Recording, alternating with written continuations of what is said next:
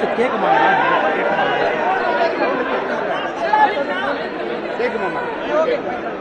அண்ணா கேள்வி கேளுங்கண்ணா.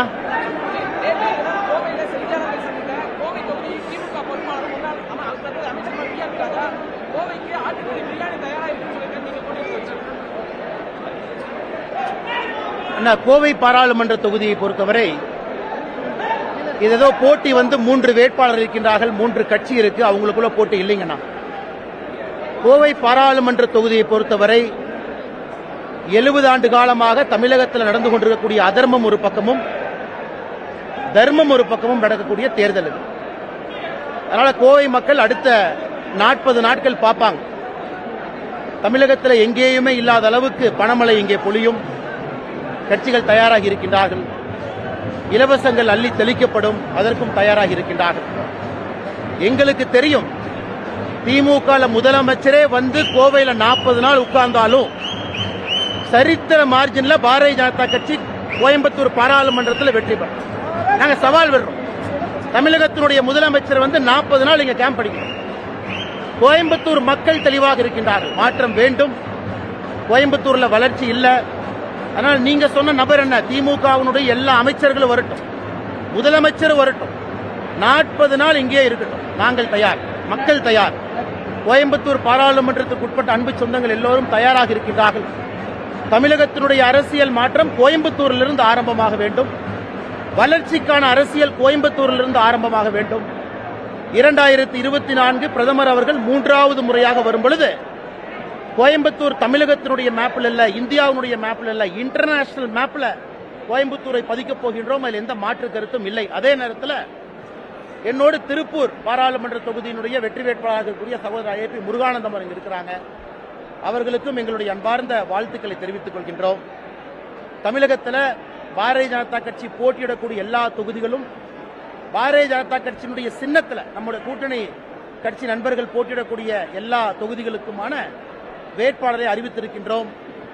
அதே நேரத்தில் நம்முடைய கூட்டணி கட்சி தலைவர்கள் மீதம் இருக்கக்கூடிய எல்லா தொகுதியில் அவங்கெங்க போட்டியிடுறாங்களோ அதற்கான வேட்பாளர் அறிவித்திருக்கின்றார்கள். இந்த சரித்திர தேர்தல் 2024 39 பாராளுமன்றத்தையும் தேசிய ஜனநாயக கூட்டணி தமிழகத்தில் வென்று ஒரு பெரிய சரித்திரம் ஜூன் 4ஆம் தேதி தமிழகத்திலிருந்து ஆரம்பமாகும். அதில் எந்த மாற்று கருத்தும் இல்லை.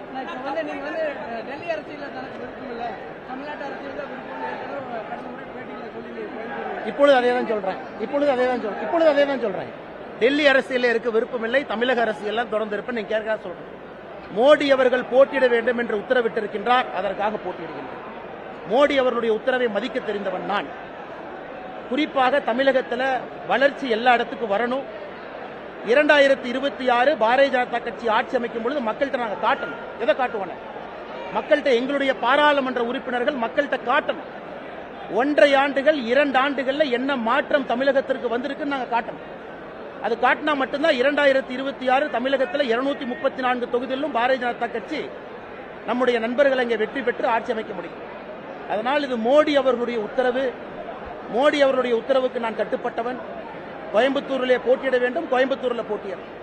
நான் ஏற்கனவே சொன்னது போல என்னுடைய அரசியல் தமிழகத்தில் இருக்கும், அதில் எந்த மாற்று கருத்தும் இல்லை. ஆனால் 2026 தமிழகத்தில் பாரதிய ஜனதா கட்சி ஆட்சி அமைக்க முற்படும் பொழுது எங்களுடைய பாராளுமன்ற உறுப்பினர்கள் அந்த கிடைக்கக்கூடிய 2 ஆண்டுகளில் அந்த நகரம், அந்த கிராமம், அந்த தொகுதியினுடைய பொலிவை மாற்றி ஒரு வளர்ச்சியிலே வைத்திருக்கின்றார். அதனால மோடி அவர்களுடைய நீண்ட நெடிய திட்டம் இது. ஏன்னா மோடி அவர்கள் தமிழகத்துக்கு இத்தனை நாள் வர்றாங்க, எம்பிக்கா வர்றாங்க நினைச்சீங்கன்னா, மோடி அவர்கள் தமிழகத்திற்கு வருவது 2026 ஆட்சி அமைப்பதற்கு. 400 எம்பிக்களை பெற்று நாங்கள் ஆட்சி அமைத்தாலும் கூட எங்களுடைய குறி 2026 நோக்கி மோடி அவர்கள் தெளிவா இருக்கிறார். ஆனால் இப்ப கிடைக்கக்கூடிய எம்பி மக்களுக்கு நாங்கள் வேலை செய்து காட்ட வேண்டும், அந்த நம்பிக்கையை கொடுக்கணும். ஆயிரக்கணக்கான கோடி ரூபாய் பணத்தை கொண்டு வரும்.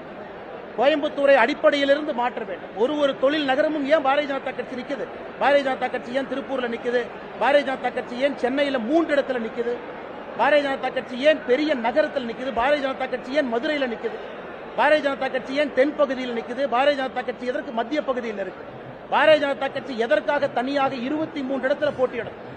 அதற்கெல்லாம் அடிப்படை காரணம் மாற்றி காட்டுகின்றோம், சபதம் எடுத்திருக்கின்றோம்.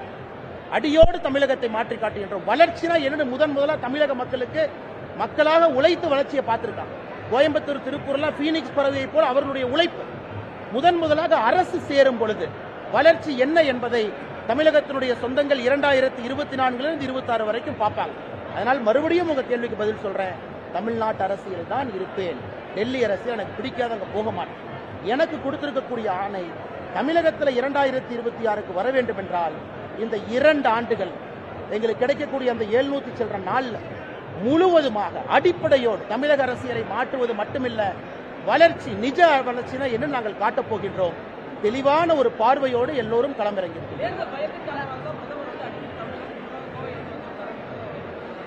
பிரதமருக்கு 80 சீட் உத்தரப்பிரதேசத்தில் இருக்கு. 80 சீட். இன்னும் பிரதமர் அந்த பக்கம் போகவே இல்லை. இன்னும் பிரதமருடைய பிரச்சாரம் என்பது நார்தன் இந்தியாவில் ஆரம்பிக்கவே இல்லை. பிரதமர் அவர்கள் இன்னைக்கு பிரதமர் அவர்கள் தேர்தல் அறிவித்த பிறகு அரசு முறை பயணமாக 2 நாள் பூட்டான்ல இருக்கார். இன்னைக்கு பிரதமர் அரசு முறை பயணமாக பூட்டான், நாளைக்கு பிரதமர் அரசு முறை பயணமான பூட்டான். இதுல தோல்வி பயம் தெரியுதா உங்களுக்கு? தேர்தல் அறிவித்த பிறகு ஏதாச்சும் ஒரு பிரதமர் அரசு முறை பயணமாக வெளிநாட்டுக்கு போய் பார்த்திருக்கீங்களா? இது தோல்வி பயமா? அதனால யாராவது உங்ககிட்ட அந்த கேள்வி சொல்லியிருந்தாங்க, எதிர்க்கட்சி நண்பர்கள் சொன்னாங்கன்னா அவர்களுக்கு அரசியல் தெரியவில்லை என்றார். தேர்தலுக்கு நடுவில் ஒரு பிரதமர் தன்னுடைய கமிட்மெண்ட்டை காப்பாற்றி அண்டை நாடு, பக்கத்து நாடு, நட்பு நாடு பூட்டானுக்கு போறாங்க. அது பூட்டானுடைய உயரிய விருது இன்னைக்கு பிரதமர் கிடைத்திருக்கு. பிரதமர் எதற்கு அடிக்கடி தமிழகம் வர்றாங்கன்னா 2024 நாம் பெறக்கூடிய எம்பி மூலமாக தமிழகத்திற்கு சிறப்பு கவனம் செலுத்தப்பட்டு 2000 கோடி ரூபாய் கொண்டு வராங்க. ஒரு எம்பி எங்க இருக்கிறாங்களோ அடிப்படையோடு மாற்றி காட்டுகின்றனர். சபதம் எடுத்து பிரதமர் களமிறக்கி இருக்கின்றார். அந்த 700 நாட்கள் மக்களுடைய அன்புல பாரதிய ஜனதா கட்சி வெற்றி பெற்ற பிறகு அந்த 700 நாட்கள் நீங்க களப்பணியை பார்த்து தமிழகம் முடிவு செய்வார்கள். 234 234 பாரதிய ஜனதா கட்சி ஜெயிக்கும். அதனால் நாங்கள் ஒரு தேர்தலுக்கு 1 ஆண்டு 2 ஆண்டுக்கு வேலை செய்வர்கள் கிடையாது. கலாச்சார மாற்றத்திற்காக இந்த 2024 தேர்தல் இருக்கு. திமுக தேர்தல் அறிக்கை அண்ணே, திமுகவுக்கு தேர்தல் வருவதும் தேர்தல் அறிக்கை கொடுப்பதும் தேர்தல் அறிக்கையில் சொல்லி இருப்பதெல்லாம் செய்யாமல் இருப்பதும் அதன் பிறகு அடுத்த தேர்தல் வந்த பிறகு மறுபடியும் அந்த அறிக்கையை டைப் அடிச்சு சிலிண்டர் 100 ரூபா குறைக்கணும்னு சொன்னா 500 ரூபான்னு போடுவோம், பெட்ரோல் 5 ரூபான்னு சொன்னா 30 ரூபான்னு போடுவோம். இந்த தேர்தலும் பண்ண மாட்டாங்க. 2026 தேர்தல் பெட்ரோல் இலவசமா கொடுப்பாங்க பாருங்க. 2026 தேர்தல் பெட்ரோல் டீசல் இலவசம். வீட்டுல பைப் போட்டு விட்டுருவோம், நீங்க அப்படியே வண்டி கொண்டே ஓசை போட்டீங்கன்னா அப்படியே பெட்ரோல் உள்ள வந்துடும். அதனால் சகோதர சகோதரிகளே, வீட்டில் டாய்லெட் பேப்பர் இல்லை என்றால் திமுகவுடைய தேர்தல் அறிக்கையை பயன்படுத்துங்க. பொட்டணம் கட்டுறதுக்கு வீட்டில் நம்முடைய சகோதரிகள் சாமான வாங்குறீங்கன்னா திமுக தேர்தல் அறிக்கையை கழிச்சு பொட்டணம் கட்டுங்க. அதனால் சகோதர சகோதரிகளே, பாரதிய ஜனதா கட்சியினுடைய தேர்தல் அறிக்கை நான் சவால் விட்டுக்கிட்டு இருக்கேன். 295 பாயிண்ட் 2019 தேர்தல் அறிக்கையில் விட்டிருக்கின்றோம், சவால் விட்டுக் கொண்டிருக்கின்றோம். 295 நிறைவேற்றிவிட்டு 2024 தயாராயிருக்கு. 2019 பாரதிய ஜனதா கட்சியினுடைய தேர்தல் அறிக்கையை பாருங்க. இன்னைக்கு 2024 எங்க தேர்தல் அறிக்கை வரப்போகுது. 2024 தேர்தல் அறிக்கை வந்த பிறகு மக்களுக்கு தெரியும் 5 ஆண்டுகள்ல முழுமையாக 2024 தேர்தல் அறிக்கையும் நிறைவேற்றுவோம்னு தெரியும். இது ஏதோ இந்த காகிதம், இந்த போண்டா சாப்பிட்றதுக்கு, பஜ்ஜி சாப்பிட்றதுக்கு திமுகவுடைய தேர்தல் அறிக்கையை பயன்படுத்தும். கொஞ்சம் சத்தமா சொல்லுங்க. எனக்கு இந்த வேட்பாளர்கள் எல்லாம் மரியாதை இருக்கணும். எனக்கு என்ன அவங்களோட சண்டை? எங்களுடைய சண்டை ஏதோ தயவு செஞ்சு இந்த வேட்பாளர்கள், அதிமுக வேட்பாளர்கள், திமுக அவங்க வேட்பாளர், அவங்களோட சண்டை எங்களுக்கு இல்ல. என்னுடைய பிரச்சாரத்தில் அவங்க பேரை கூட நான் பயன்படுத்த போறது நீங்க பாப்பீங்க. அவங்களோட எனக்கு என்ன சண்டை? என் சண்டை அறிவாலயத்தோடு, என் சண்டை கோபாலபுரத்தோடு, என் சண்டை தமிழகத்தினுடைய ஆதிக்க சக்திகள் வளர்ச்சியை யார் தடுத்திருக்கின்றார்களோ அவர்களோடு. ஏன் சண்டை கீழே இருக்கவங்களோட கிடையாது. இவங்களை போய் நில்லுப்பாங்கிறாங்க, நிக்கிறாங்க, அடிச்சு பிடிச்சு சீட்டு வாங்கிட்டு வர்றாங்க. அதனால் சகோதர சகோதரி, இந்த தேர்தல் என்பதை ஏற்கனவே சொன்னேன். கோயம்புத்தூர்ல 3 வேட்பாளர்கள் நிற்கிறாங்க, 3 கட்சி, அவர்களுக்கான சண்டை இல்லை. ஒரு பக்கம் தர்மத்திற்கும் அதர்மத்திற்கும், இன்னொரு பக்கம் தமிழகத்தினுடைய அரசியலை அடியோடு மாற்றி காட்ட முடியும் என்ற கோவை பாராளுமன்ற தேர்தல், இன்னொரு பக்கம் வளர்ச்சி, நிஜ வளர்ச்சினா என்னன்னு காட்டக்கூடிய தேர்தல். அதனால் மற்ற வேட்பாளர்கள் என்ன வேணாலும் சொல்லட்டும், எல்லோரின் மீதும் எனக்கு மரியாதை இருக்கு. காரணம் 3 ஆண்டுகளாக, கிட்டத்தட்ட 33 மாதமாக நான் சண்டை வேட்பாளர்கிட்ட போட்டேனா, நான் இங்க இருக்கக்கூடிய அதிமுக நிர்வாகிகிட்ட போட்டேனா, இங்க இருக்கக்கூடிய திமுக மாவட்ட செயலாளர் சண்டை போட்டனா? என் சண்டை என்ன என்பது உங்களுக்கு தெரியும். கோயம்புத்தூர் பாராளுமன்ற தொகுதியினுடைய மக்களுக்கும் தெரியும் அண்ணாமலை அண்ணன் சண்டை என்ன. அதனாலதான் இன்னைக்கு நான் சொல்றேன், எல்லா அமைச்சர்களும் இங்க இருப்பாங்க, பணத்தை கொண்டு வருவாங்க, 100கணக்கான கோடி ரூபாயை கோயம்புத்தூர்ல செலவு பண்ணுவாங்க. ஆனா அண்ணாமலை இன்னைக்கு சொல்றேன், ஓட்டுக்கு 1 ரூபாய் அண்ணாமலை கொடுக்க மாட்டான். நீங்க பாருங்க, அடுத்த 40 நாள் பாருங்க, ஓட்டுக்கு ₹1 கிடையாது. நத்திங். மக்களை நம்பி கோயம்புத்தூரிலிருந்து மாற்றம் ஆரம்பம் என்று நம்பி பத்திரிகை நண்பர்கள் பூத கண்ணாடி போட்டு பாருங்க. பாரதிய ஜனதா கட்சி இந்த முறை எதுவும் செலவு பண்ண போறோம். தமிழக வரலாற்றிலே செலவு குறைந்த தேர்தலாக கோயம்புத்தூர் பாராளுமன்ற தொகுதி தேர்தல் இருக்க வேண்டும் என்கின்ற சங்கல்பத்தோடு வேட்பாளராக வந்திருக்கு. தமிழகத்தினுடைய அரசியல் வரலாற்றில் இது போன்ற தேர்தல் செலவு இல்லாமல் ஒரு தேர்தல் நடத்த வேண்டும். மக்களுக்கு உண்மையான ஜனநாயகத்தை காட்ட வேண்டும். நெக்ஸ்ட் மீடியா நண்பர்கள் சொல்றது, அடுத்த 40 நாட்கள் என்னுடைய பிரச்சாரத்தை, பாரதிய ஜனதா கட்சியினுடைய பிரச்சாரத்தை கோயம்புத்தூர்ல நீங்க பூத கண்ணாடி போட்டு பார்க்கணும். பாரதிய ஜனதா கட்சி ஏதாச்சும் ஒரு மாடல் கூட வயலேஷன் பண்றாங்களா, பூத கண்ணாடி போட்டு பார்க்கணும். நான் சவால் விடுகின்றேன், எதிர்க்கட்சி நண்பர்கள் 33 மாதமாக சம்பாதிச்ச ஆயிரக்கணக்கான கோடி ரூபாய் பணத்தை வந்து கொட்டுங்க, எல்லாத்தையும் இறக்குங்க, எல்லா அமைச்சர்களையும் கொண்டு வந்து கேம்ப் போடுங்க, முதலமைச்சரை வந்து தங்க வைங்க. ஆனால் கோயம்புத்தூர் மக்கள் இந்த முறை தமிழக அரசியலுடைய மாற்றத்தை ஜூன் 4ஆம் தேதி கோயம்புத்தூர் பாராளுமன்ற தொகுதியிலிருந்து அதை ஆரம்பிப்பார்கள். அதற்கு நீங்களும் நானும் சாட்சியாக இருப்பேன். நான் ஏதோ பெரிய வேட்பாளர் அப்படிலாம் பார்க்காதீங்க. கோயம்புத்தூரை மக்களை நம்பி அவர்களோடு சேர்ந்து மாற்றம் இங்கிருந்து ஆரம்பிக்க வேண்டும். 2 ஆண்டுகளில் இந்த மாற்றம் தமிழகம் முழுவதும் எடுத்துச் செல்ல வேண்டும் என்பதற்காக இங்கே வந்திருக்கக்கூடிய ஒரு சாதாரண நபராக பாருங்க.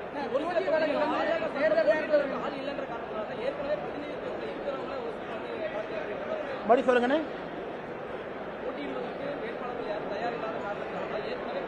இந்த கட்சி எங்கிட்ட கேட்கணுமா, இல்ல மணல் கடத்தினவன் தம்பி வேட்பாளர் அவங்ககிட்ட போய் கேட்கணுமா, இல்ல ஆளே இல்லாம ஒரு ஊரா போய் தொலாய் வேட்பாளர் போட்டிருக்காங்க அவங்ககிட்ட கேட்கணுமா? இங்க இருக்கக்கூடிய 19 வேட்பாளர்கள் ஒருத்தருடைய ப்ரொஃபைல பாருங்க. இவர்கள் பாராளுமன்ற தேர்தலுக்கு நிற்பதற்கு தகுதி இருக்காங்களான்னு செக் பண்ணுங்க. நீங்க செக் பண்ணுங்க. 19 வேட்பாளரை பார்த்து எப்படிப்பட்ட வேட்பாளர்கள் நிற்கின்றாங்க. அரசியல் களத்தில் அந்த 19 பேருக்கு மேல ஒரு ஊழல் குற்றச்சாட்டு இருக்கா, இல்ல 19 பேருடைய பர்சனல் லைஃப், 19 பேர் வாழ்க்கை எப்படி வாழ்ந்திருக்கின்றார்கள், 19 பேரை பார்த்துட்டு இந்த கேள்வி கேள்வி. அதே போல மற்ற கட்சி நண்பர்கள் வலைவீசி வேட்பாளரை பிடிச்சி வந்திருக்காங்க. யாருமே நிக்காம ஓடிட்டாங்க. வலைவீசி வேட்பாளரை மாத்துறாங்க. நாமக்கல் வேட்பாளர், இன்னும் சொல்ல நேரத்தில் 2 கட்சியுமே வேட்பாளர் மாத்துவாங்க. பாரதிய ஜனதா கட்சியை பொறுத்தவரை தெளிவாக இருக்கின்றோம். தமிழக மக்களுக்கு எங்களுடைய கட்சியின் சார்பாக நிற்க வைத்திருக்கக்கூடிய வேட்பாளர்கள் அனைவருமே முத்தான உங்களுக்கு பணி செய்து அதன் மூலமாக அரசியல் மாற்றத்தை கொடுக்க வேண்டும் என்று வந்திருக்கக்கூடிய வேட்பாளரை நிற்க வச்சிருக்கேன். வரவேற்கின்றேன். காரணம், சௌமியா அன்புமணி அவர்கள் குறிப்பாக சுற்றுச்சூழலில் நிறைய வேலை செஞ்சிருக்கிறாங்க. எல்லோருடைய அனுபவம் நம்முடைய தமிழக அரசியலுக்கு வரட்டும், அது பயன்பட வேண்டும். அதன் மூலமாக தமிழகத்தினுடைய வளர்ச்சி இருக்க வேண்டும். அதனால் சகோதரி சௌமியா அன்புமணி ராமதாஸ் அவர்களுக்கு எங்களுடைய நெஞ்சார்ந்த வாழ்த்துக்களை தெரிவித்துக் கொள்கின்றோம். தருமபுரியினுடைய வெற்றி வேட்பாளராக அவர்கள் வருவார். சத்தமா கேளுங்க.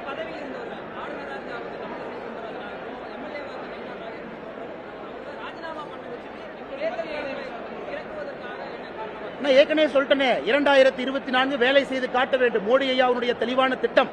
முதல்ல அப்படித்தாங்க நான் ஆரம்பிச்சேன். ஆயிரக்கணக்கான கோடி ரூபாய் ஒரு தொகுதி கொண்டு வரணும். எல்லா அடிப்படை விஷயத்தை மாற்றணும்.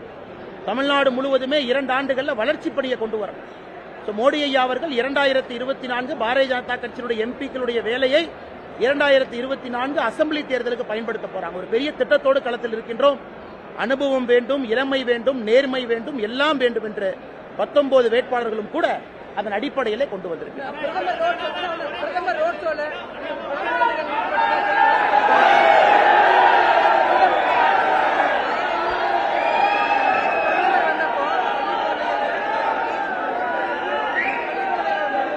அதாவது பாரத பிரதமருடைய ரோட் ஷோ நடக்குது. லட்சக்கணக்கான சகோதர சகோதரிகள் பார்க்க வர்றாங்க. அன்னைக்கு அந்த பகுதியில் எங்க ரோட் ஷோ வருதோ அரசே அந்த பள்ளியில் இருக்கக்கூடிய பள்ளிகளுக்கு விடுமுறை கொடுத்திருக்கிறாங்க. 12 மணிக்கு மேல ஸ்கூல் இல்ல. அந்த குழந்தைங்க எங்க போவாங்க? விடுமுறை கொடுக்கப்பட்ட குழந்தைகள் தங்களுடைய பிரதமரை பார்க்கறதுக்கு அந்த குழந்தைங்க வந்து நிக்கிறாங்க. பள்ளி விடுமுறை கொடுத்தது யார்? நாங்களும் அரசா. 12 மணிக்கு கோயம்புத்தூர்ல பிரதமர் வர்ற பாதையில பள்ளிகளுக்கு விடுமுறை அளித்த பிறகு அந்த மாணவ செல்வங்கள் தங்களுடைய பிரதமரை பார்ப்பதற்காக வர்றாங்க. ஏன்னா ஸ்டாலினை பார்க்க வர்றாங்களே. இந்தியாவுடைய உலகத்தினுடைய தனிப்பெரும் தலைவன், விஸ்வகுரு, உலகத்தினுடைய தலைவன் எப்படி இருக்க வேண்டும் என்பதற்கு உதாரணமாக இருக்கக்கூடிய பாரத பிரதமர் நரேந்திர மோடியை பார்த்து இன்ஸ்பயர் ஆக அந்த குழந்தைங்க வர்றாங்க. அதனால தயவு செய்து பாரத பிரதமரை ஒரு சாதாரண பெட்டிக்கடை அரசியல்வாதி மாதிரி ஒரு பெட்டிக்கடை போட்டு அடைச்சிடாதீங்க. ஒரு விஸ்வகுருவை பார்ப்பதற்கு குழந்தை வந்திருக்காங்க இல்லையா? பாரதிய ஜனதா கட்சி யாரு போய் கூப்பிட்டா? 12 மணி ஸ்கூல் லீவ் விட்டது யாரு? லீவ் விட்ட பிறகு குழந்தைங்க எங்க போவாங்க? அந்த குழந்தைகள் வந்து பாக்குறாங்க. நாங்க போய் கூப்பிட்டு வந்தோமா?